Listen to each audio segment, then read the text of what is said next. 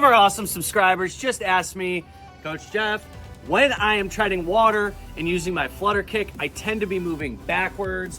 Am I doing something wrong, or is there something that I can offset this so that I don't actually move backwards? D'Angelo, this one's for you, dude.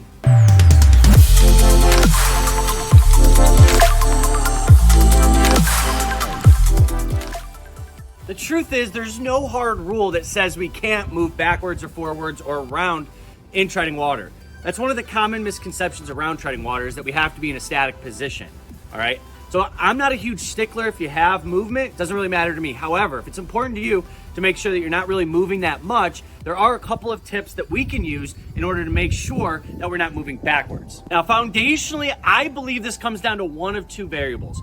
Number one, if we're using our hands in a standard sculling motion, we could have a little forward movement in the hands, all right? Believe it or not, just a slight movement this way as opposed to back and forth this way makes a huge difference and will propel you backwards. Once again, we need to even out our hands, make sure we're not pushing.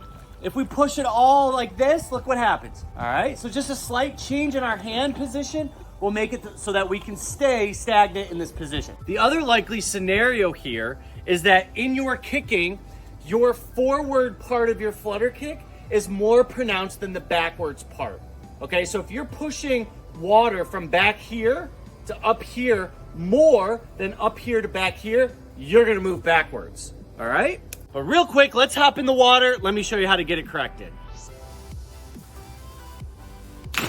Once again, watch what happens if I push more on my up kick than on my back kick. So I'm pushing up, not using my hands at all. Where am I going?